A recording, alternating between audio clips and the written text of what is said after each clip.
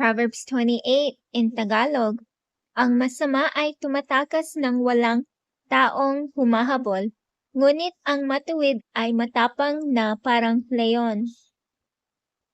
Dahil sa pagsalangsang ng lupain ay marami ang kanyang mga pangulo. Ngunit sa nag-uunawa at matalino ay malalaon ang kalagayan niya. Ang mapagkailangan na pumipighati sa duka ay parang bugso ng ulan na hindi nag-iiwan ng pagkain.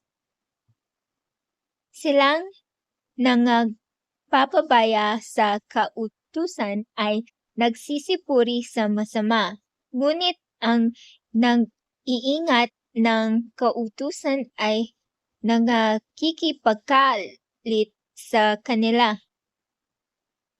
Ang masamang tao ay hindi nangakauna ng kahatulan, ngunit silang nagsisihanap sa Panginoon ay nangakakauna sa lahat ng mga bagay. Maigi ang duka sa lumalakad sa kanyang pagtatapat kaysa suwail sa kanyang mga lakad, bagaman siya'y mayaman. Sino mang nag-iingat ng pautusan ay pantas na anak. Ngunit siyang kasama ng mga matakaw ay nagbibigay kahihiyan sa kanyang ama. Ang nagpapalago ng kanyang yaman sa tubo at pakinabang ay pumipisan sa ganang may awa sa duka. Siyang naglalayo ng kanyang pakinig sa pakikinig ng kautusan, maging ang kanyang dalangin ay karumal-dumal. Sino mang nagliligaw sa matuwid sa masamang daan, siya'y mahuhulog sa kanyang sariling lungaw, ngunit ang sakdal ay magmamana ng mabuti. Ang mayaman ay pantas sa ganang kanyang sarili, ngunit ang dukat na nag-uunawa ay sumisiyasat.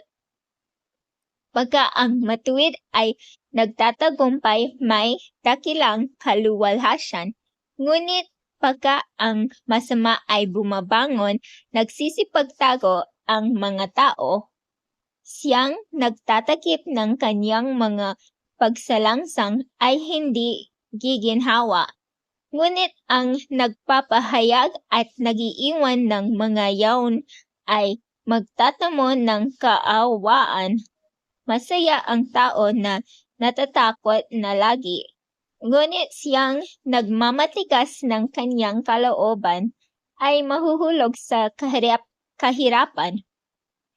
Kung paano ang umuungal na leon at ang gutom na oso, gayon ang masamang pinuno sa maralitang bayan. Ang pangulo na kulang sa pag-uunawa ay lubang mamimighati rin. Ngunit siyang nagtatanim sa kasikiman ay dadami ang kanyang mga kaarawan. Ang tao na nagpapasan ng dugo ng sinumang tao, tatakas sa lungaw, huwag siyang pigilin ng sinuman.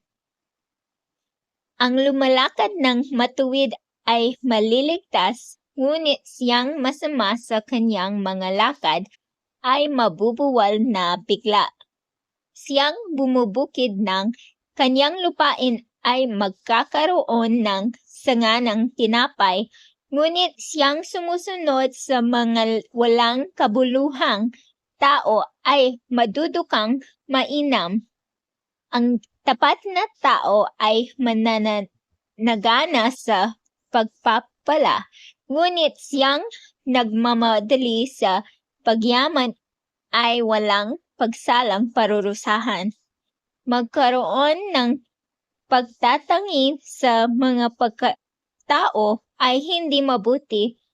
Hindi man sasalangsang ang tao dahil sa isang putol na tinapay. Siyang may masamang mata ay nagmamadali sa pagyaman at hindi nakakaalam na kasalatan ay darating sa kanya.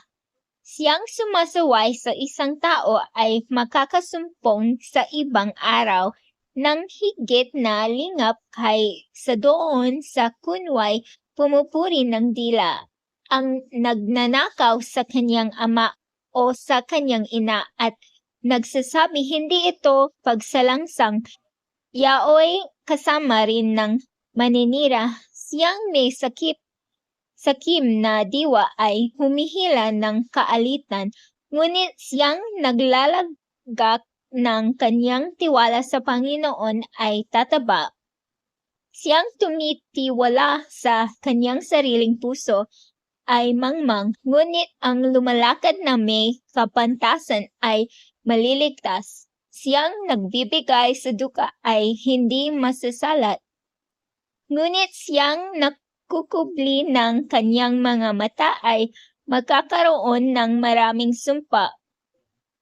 Pagka ang masama ay bumagbangon, nagsisipagkubli ang mga tao, ngunit pagka sila'y nangamamatay, dumadami ang matuwid.